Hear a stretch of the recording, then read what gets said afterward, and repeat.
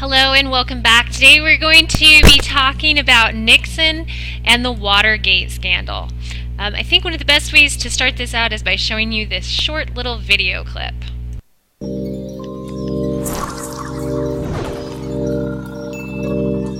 This was one of the biggest political scandals in American history. Welcome to WatchMojo.com, and today we'll be learning more about the Watergate scandal. The thing that's so appalling to me is that the president, when this whole idea was suggested to him, didn't in righteous indignation rise up and say, "Get out of here, you're in the office of the President of the United States. How can you talk about blackmail and bribery and keeping witnesses silent?" In mid-1971, the Pentagon Papers were leaked. That report proved that administrations from Truman to Johnson had intentionally expanded their Vietnam War efforts, in contrast to what the public was told.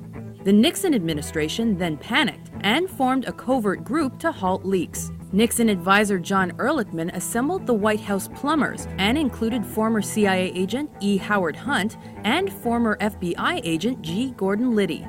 Soon, the president's political rivals were recorded on Nixon's enemies list. Politicians, journalists, and even Hollywood actors Nixon feared could stop his re-election were included and were harassed by the administration with tax audits, legal action, and more. Prior to the 1972 election, the Republicans created a Committee for the Re-election of the President, or CRP. John Mitchell stepped down as Attorney General to chair that committee. The CRP used questionable and illegal means to achieve their goal. For example, Mitchell kept a slush fund to subsidize information gathering on the Democrats. Ultimately, a plan was approved to bug and steal information from the Democratic National Committee headquarters at the Watergate Hotel. On June 17, 1972, during the second of these break-ins, the burglars were arrested. The Democratic National Committee is trying to solve a spy mystery. It began before dawn Saturday when 5 intruders were captured by police inside the offices of the committee in Washington. The FBI quickly linked those arrested with Hunt. Because of Hunt's connection to the plumbers, Nixon ordered his chief of staff, Bob Haldeman, to instruct the CIA to block further FBI investigation into the finances behind the Watergate break-in. The cover-up began. Mr. Nixon, did you know about the burglary of our Democratic National Headquarters at the Watergate? The Nixon administration then officially denied involvement in the burglary. However, more clues emerged that conflicted with this. Aside from the Hunt connection, one of the burglars was a Republican Party aide, and a paper trail led to the CRP. On June 20th, Washington Post journalists Bob Woodward and Carl Bernstein reported on the Hunt connection, with confirmation from their anonymous source, Deep Throat. This team was instrumental in unraveling the Watergate case and in implicating the Justice Department, the FBI, the CIA, and the White House. In 2005, Deep Throat was revealed as former FBI Deputy Director Mark Felt. By September 1972, the burglars, Hunt and Liddy, were indicted by a grand jury. Despite connections to the scandal, Nixon was decisively re-elected that November. The burglars pleaded guilty before Hunt and Liddy went to trial in early '73. The scandal soon exploded when many of the administration's important figures were implicated. In April, 4 top Nixon aides lost their jobs due to their involvement in the cover-up: Haldeman, Ehrlichman, Attorney General Richard Kleindienst, and White House lawyer John Dean. Official investigations began in mid-1973, led by Senator Sam Ervin and Special Prosecutor Archibald Cox. They proved the connection between the burglary and the White House and CRP. Dean became a valuable witness when he divulged Nixon knew about the cover-up. In July, Nixon assistant Alexander Butterfield explosively revealed the existence of Nixon-installed recording devices throughout the White House. Those tapes were subpoenaed. However, Nixon refused to release them, citing executive privilege. This principle of confidentiality of presidential conversations is at stake in the question of these tapes.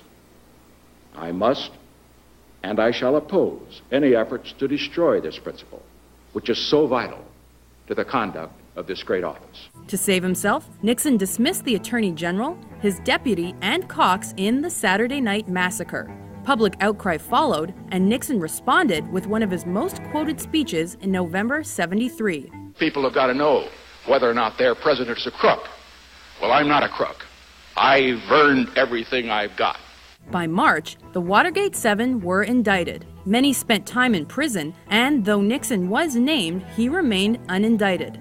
The Watergate tapes were finally released in July 1974. An 18-minute erased section proved controversial. Of the exposed facts, it was found that some involved in the break-in had received hush money. Most importantly, the smoking gun tape undeniably proved Nixon knew about the cover-up since mid-1972. Nixon was forced to step down or face impeachment. On August 8, 1974, Nixon resigned and was replaced by Gerald Ford. Exactly 1 month later, Ford officially pardoned him.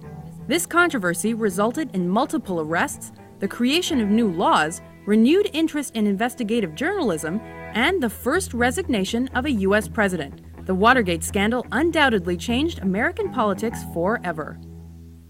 So that was a basic overview of the Watergate scandal and how Nixon is going to have to resign. And these are just some pictures of the two guys from the Washington Post that really brought the Watergate scandal to life. And so, like it said, Gerald Ford is going to have to take over president when Nixon steps down. He wasn't voted in, he's vice president, so he came in. When he comes into office, there's a ton of problems. I mean, first and foremost, what do you do with Richard Nixon? He's a president, an ex-president. Do you have criminal proceedings? Do you put him on trial? Does he go in jail? Do you pardon him? What do you do with Richard Nixon? There's inflation. Inflation means when goods aren't worth, they're more expensive than they used to be. It means your money is not worth as much as it used to. So an example would be if you've ever heard your parents say maybe they used to buy candy bars for 25 cents and now candy bars are like $1.25.